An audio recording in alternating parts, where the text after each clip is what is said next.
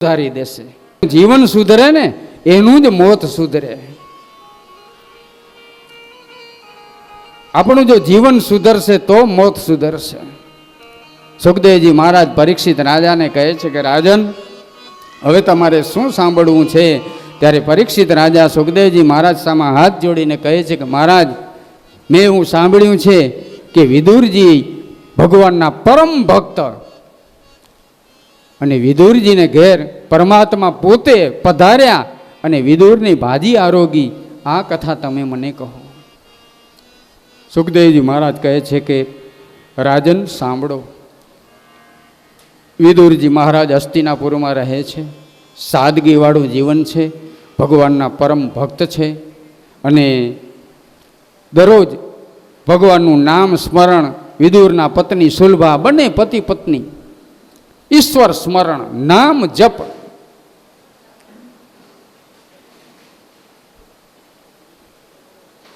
પાંડવોનો 12 વર્ષનો વનવાસ પૂરો થયો, 1 વર્ષનો અજ્ઞાતવાસ પૂરો થયો. તો પાંડવોએ એની શરત પ્રમાણે ધૃતરાષ્ટ્ર પાસે, દુર્યોધન પાસે પોતાના રાજ્યની માંગણી કરી કે આમાંથી અડધો ભાગ જે અમારો થાય એ હવે તમારે અમને આપવો જોઈએ. આપણી શરત પૂરી થઈ. અમે 12 વર્ષનો વનવાસ ભોગવ્યો, 1 વર્ષનો અજ્ઞાતવાસ ભોગવ્યો, તો હવે અમારું રાજ્ય આપો. પણ દુર્યોધન માનતો નથી અને ધૃતરાષ્ટ્ર કાંઈ બોલતા નથી.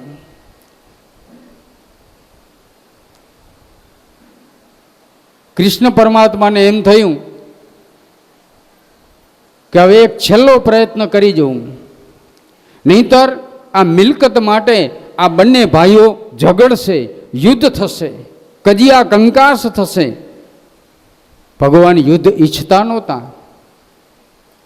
ભગવાનને એમ થયું કે બંને ભાઈઓ વચ્ચે આ સુલેહ શાંતિ થઈ જાય, સંપ થઈ જાય તો સારું. એટલે ભગવાન પોતે પાંડવોના દૂત બની અને વિષ્ટિ કરવા માટે, સંધિ કરવા માટે હસ્તિનાપુર આવે છે.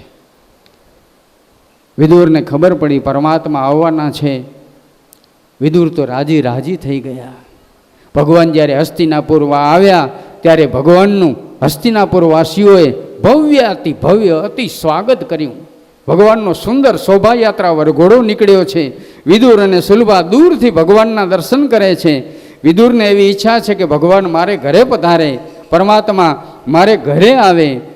પરંતુ આવડો મોટો માણસ, મારી કક્ષા ક્યાં, ભગવાન મારે ઘરે આવે? આ તો દ્વારકાનો રાજા છે.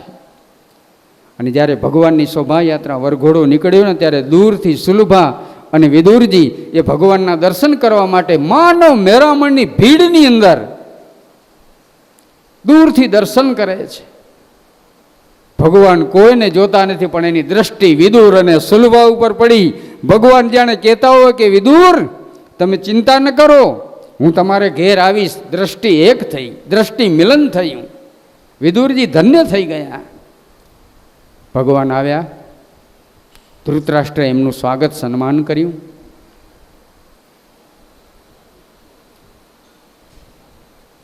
ભગવાન દુર્યોધનને કહે છે, દુર્યોધન, જો પાંડવોએ ઘણું બધું જતું કર્યું છે. કાલે મેં કહ્યું હતું ને કે પ્રેમ અને સંપ ક્યારે રહે? આપણે ત્યાગ વૃત્તિ હોય ને આપણામાં, તો પ્રેમ અને સંપ જળવાઈ રહે. એમાં અત્યારે તો ખાસ, આ સમયની અંદર તો ખાસ, અત્યારે જે યુગ ચાલી રહ્યો છે ને, અત્યારે જે માણસોની માનસિકતા છે, ભાઈઓ ભાઈઓ, પરિવાર પરિવાર કે બીજા સગા સંબંધીઓ વચ્ચે જે કંકાસ થઈ રહ્યા છે, એનું મૂળ કારણ ત્યાગ વૃત્તિ નથી, લોભ અને લાલચ.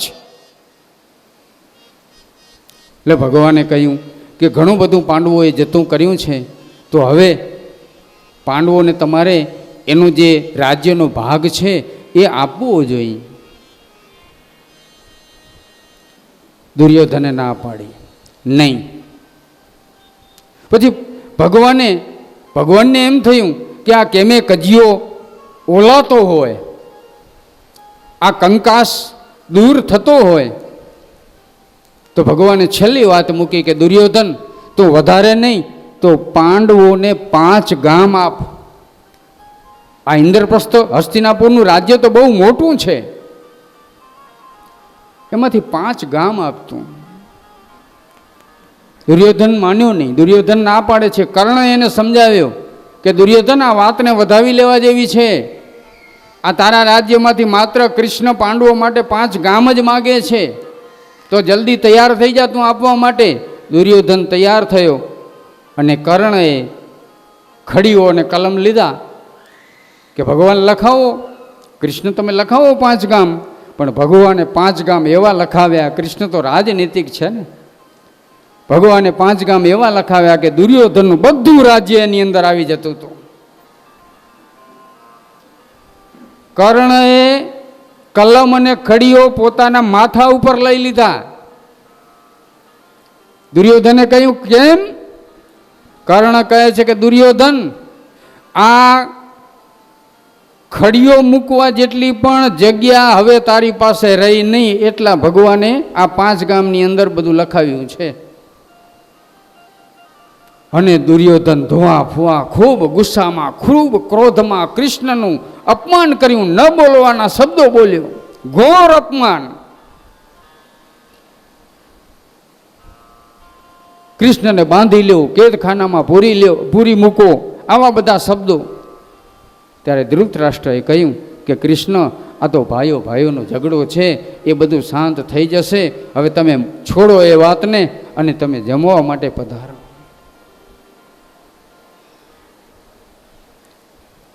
કૃષ્ણ કહે છે કે હું હસ્તિનાપુરમાંથી ભૂખ્યો નહીં જાઉં, પણ તમારું અનાજ નહીં ખાઉં, તમારે ઘેર જમવા માટે નહીં આવું. તો કૃષ્ણનું અપમાન થયું.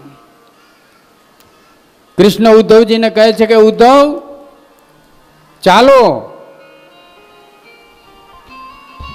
પ્રભુ ક્યાં? એક પ્રસિદ્ધ પદ.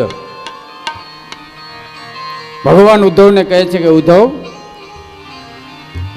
ચાલો ને વિદુર ઘેરે જાઈ ઉદ્ધવજી, ચાલો ને વિદુર ઘેરે જાઈ, ચાલો ને વિદુર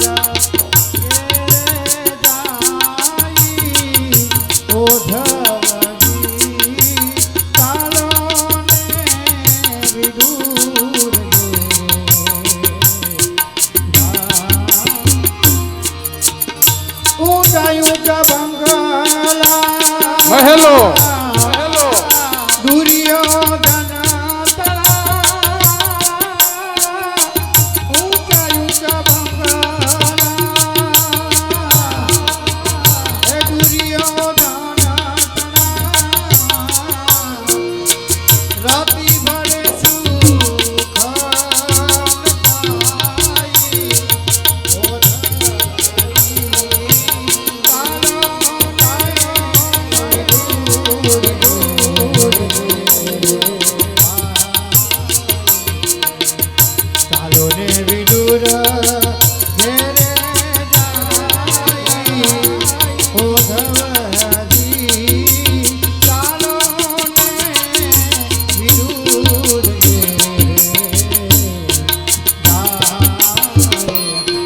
ભક્ત તો ભગવાન તો ભક્તને આધીન છે, ભક્તના પ્રેમને વશ થાય છે.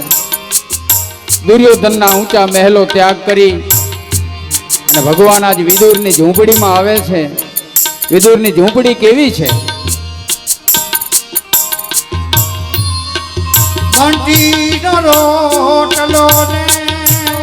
ખાવા માટે અનાજ નથી,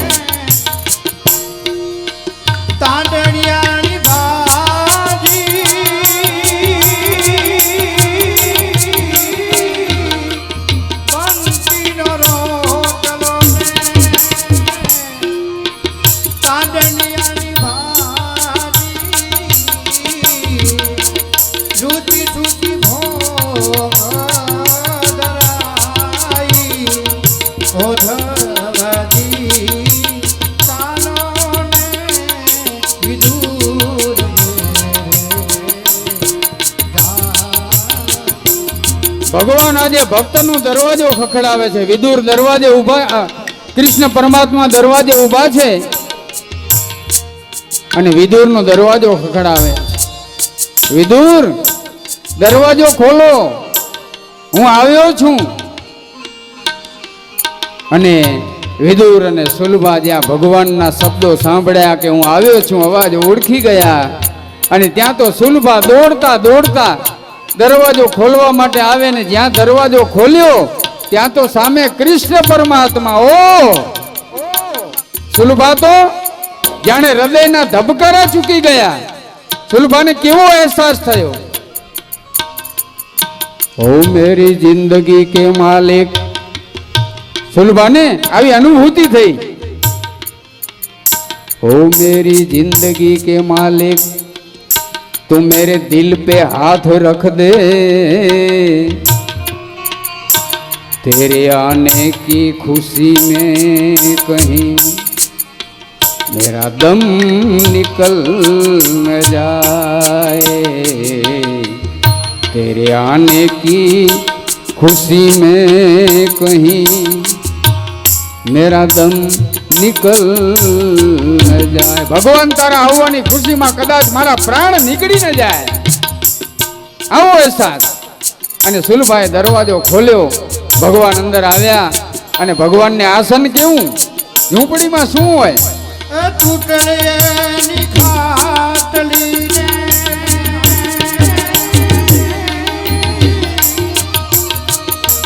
તૂટલેની ખાટલીને ફાટલીની ગોડરી તૂટલેની ખાટલીને ફાટલીની ગોડરી પ્રેમના પલંગ બિછાઈ ઓધવતી ચાલો